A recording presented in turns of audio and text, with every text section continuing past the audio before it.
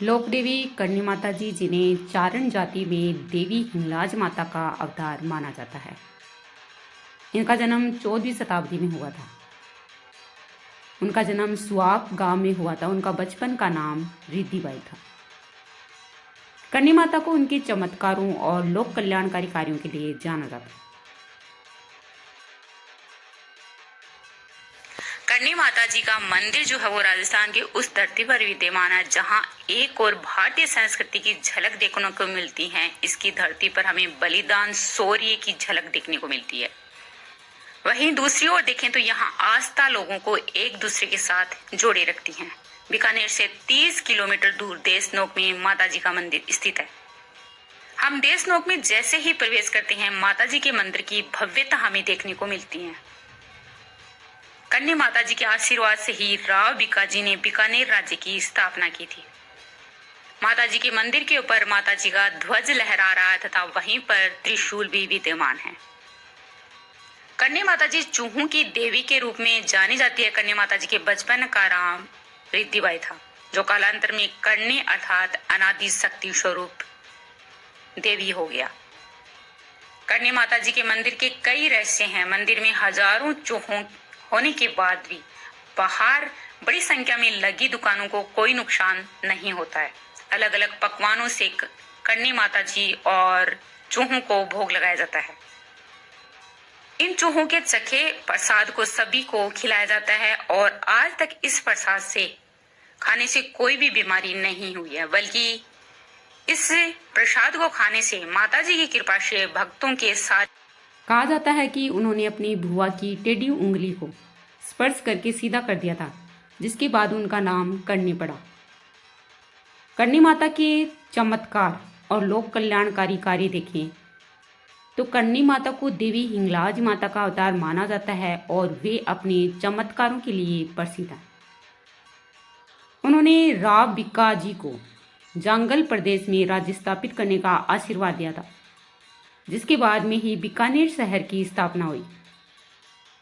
करणी माता जी ने देशनोक में 10,000 बीघा ओरण यानी पशुओं के चराई का स्थान, जिसको ओरण बोला गया, की स्थापना की थी, जो मानव मात्र और पशु पक्षियों के लिए एक बहुत ही बढ़िया कार्य था।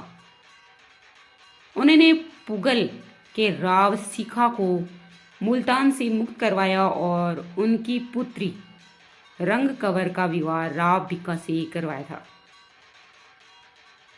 करणी माता मंदिर में चूहों को कावा कहा जाता है और उन्हें माता के पुत्रों का रूप माना जाता है। यहाँ मंदिर में भक्तों के द्वारा श्रद्धा के धागे बांधे जाते हैं। करणी माता को देवी दुर्गा माता का रूप माना जाता है। यहाँ मंदिर में देश के अलग अलग जगहों से भक्तों की भीड़ लगी रहती है। माता जी का मंदिर दिव्य है। यहाँ के सफेद चूहे के दर्शन करणी माता जी के दर्शन माने जाते हैं। करणी जी का मंदिर मठ कहलाता है। करणी देवी का एक रूप सफेद चील भी है। करणी जी की इष्ट देवी तेमड़ा थी। माता जी के मंदिर में बहुत ही सुंदर नक्काशी की हुई है तथा द्वार पर 2 सिंह विराजमान है।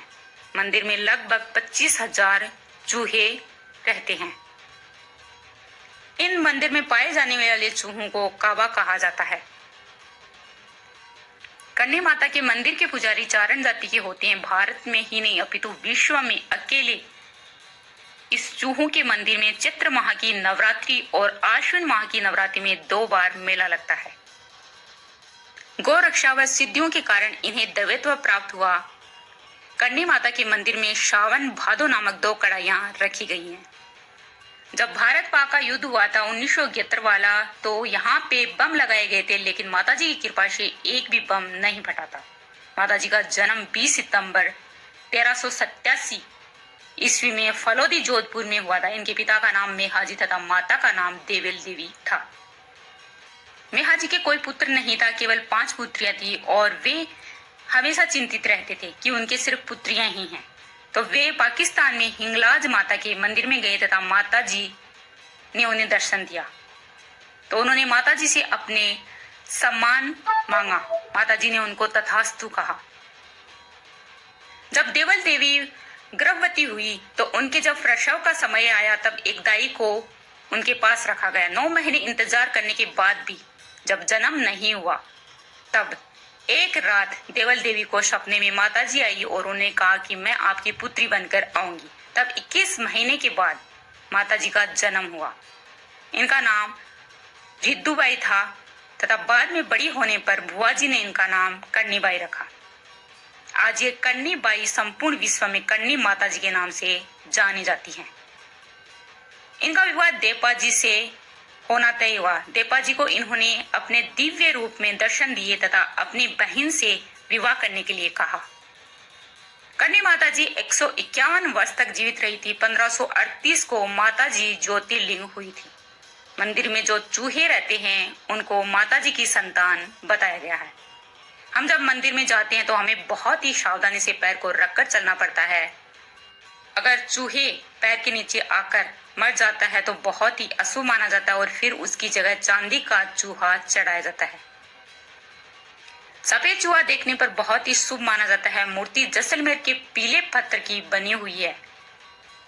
महाराजा गंगा सिंह जी ने सारे मंदिर को संगमरमर से जड़वा दिया था। मंदिर के पास ही धर्मशाला भी बनी हुई है। कन्नी माताजी के चमत्कारों से भक्तों के कष्ट दूर होते हैं। उन्होंने तो एक बार अपने पिता को सांप के काटने पर वापस जीवित किया था। माताजी का मंदिर सुबह 5 बजे से रात को 10 बजे तक खुला ही रहता है। तो ये थी बीकानेर की राठौड़ों की आराध्य देवी व चारण जाति की कुल देवी। यहाँ पर आश्विन और कार्तिक माह को विशेष उत्सव होता है और भारी मात्रा में भीड़ उमड़ती हैं।